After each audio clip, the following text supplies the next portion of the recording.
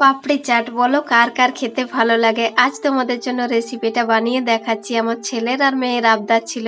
নমস্কার, আমি পুরুলিয়া থেকে সীমা। প্রথমে একটা পাত্রে ময়দা নিয়ে লবণ দিলাম, তারপর বিট লবণ আর ঘি দিয়ে মেখে ঢাকা দিয়ে রেখে দিলাম।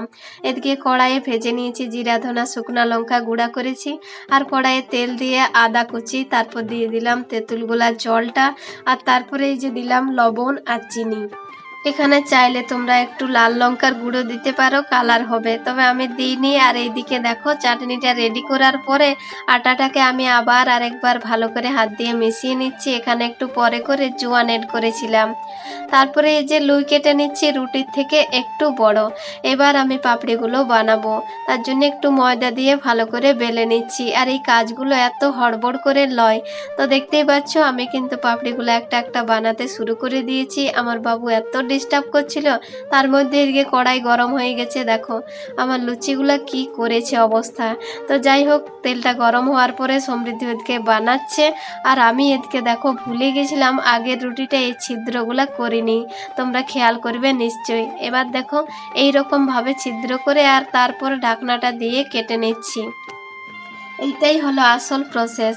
তারপরে দেখতে পাচ্ছ তাহলে এগুলো ফুলবে নাই, সেই জন্যে আমার বাবু এত কাজ করে দেয় সারাদিন, কি যে বলবো। এই দেখো, তারপরে ওদেরকে নিয়েই সমস্ত কিছু আমাকে করতে হয়, কারণ ওদেরকে বাদ দিয়ে কি করব, কিছু করতেই পারবো না। তাই যেটুকু কাজ করি যেমনই হোক তোমাদের সাথে শেয়ার করার চেষ্টা করি। এখন দেখো গল্প করতে করতে পাপড়িগুলো আমার ভাজা হয়ে গেছে, তবে ময়মটা মনে হচ্ছে একটু কম হয়েছে। তবে যাই হোক, ঘরে যে কোনো জিনিস বানিয়ে খাওয়ার মজাটাই আলাদা, সেটা মনও ভরে আর পেটও ভরে।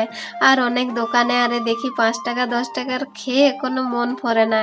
তাই এই দেখো আমি এদিকে পাপড়িগুলো রেডি করার পরে এবার আলুটা মাখিয়ে নিচ্ছি। তার জন্য আলু আর মটর সেদ্ধ করে রেখেছিলাম, দিয়ে দিলাম পেঁয়াজ কুচি, টমেটো, লঙ্কা, তারপরে দিলাম লবণ, একটু বিট লবণ, ভাজা মশলাটা, তারপর হাত দিয়ে ভালো করে মেখে নিচ্ছি। এবার আলুটাও দেখো ভালো করে মাখানো হয়ে গেছে। এবার পাপড়িগুলো একটা একটা নিয়ে আর মাখানো ওই যে আলু পেঁয়াজটা ছিল সেটা একটু একটু করে দিয়ে দিচ্ছি। কার কার জিভে জল আসছে বলো। এদিকে আমার প্লেটটাও দেখো সাজানো হয়ে গেছে। আমার তো খুব খেতে ইচ্ছে করছিল। টক দইটাতে হালকা চিনি দিয়ে ফেটিয়ে নিয়ে উপর থেকে দিয়ে দিলাম। প্রথমবার বানালাম তো পাপড়িগুলো অতটা পাতলা হয়নি, আর একটু পাতলা করলে বেশ ভালো হতো। যাই হোক, টক ঝাল মিষ্টি তেঁতুলের চাটনিটা দেওয়ার পরে টমেটোর সসটা আর দিলাম ঝুরি ভাজা। এবার রেডি, সবাই চলে এসো পাপড়ি চাট খেতে। আজকের এই রেসিপিটা কেমন লাগলো জানিও। ওরা দু ভাই বোন এত খুশি, তোমাদের সবার জন্য রইলো টাটা।